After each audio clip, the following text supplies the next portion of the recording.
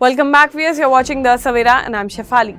5 soldiers were injured in a shooting incident that took place at Fort Stewart, a major United States Army base located in southeast Georgia.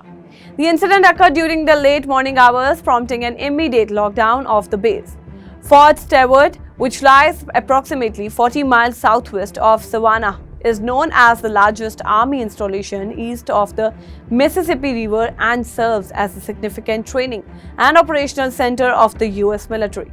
The shooter has been identified as Cumulus Redford, an automated logistics sergeant assigned to the base.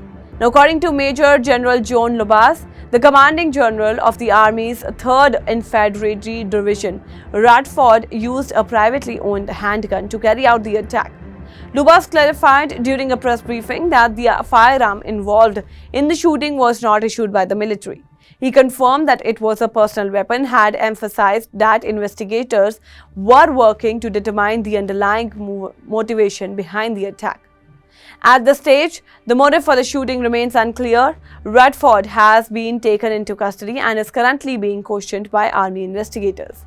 Officials expressed hope that the ongoing interviews and inquiries will soon provide more clarity about what led to the incident.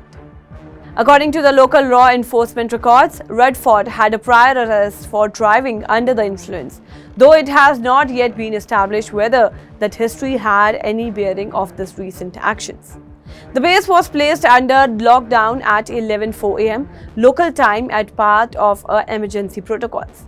The lockdown remains in effect for several hours while authorities work to secure the area and ensure there was no ongoing threat to the personnel or civilians.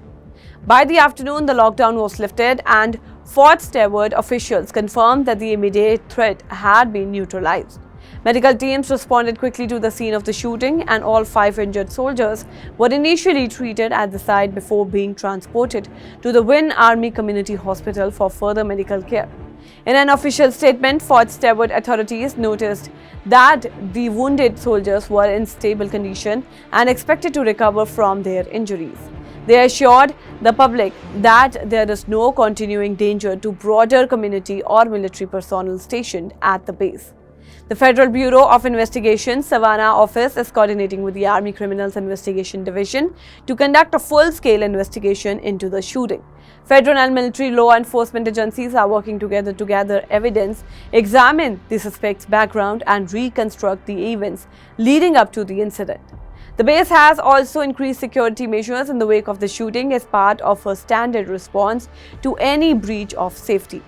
Fort Stewart plays as key roles in the operational readiness of U.S. Army and houses thousands of soldiers and support personnel. The shooting has raised concerns about the presence of personal firearms on military bases and the psychological well-being of service members. While shootings on military installations are relatively rare, they have occurred in the past and often led to renewed discussion about mental health resources, gun policies, and internal security protocols within the armed forces. As of now, the investigation remains active, and further details about the suspect's background, the sequence of events during the shooting, and the identities of the victims have not yet been released to the public. Military families and officials across the country are watching closely as more information emerges about the violent episode at one of the country's most important army bases. That's all for now in this update. Stay tuned to the Savera, download the app and follow us on various social media platforms.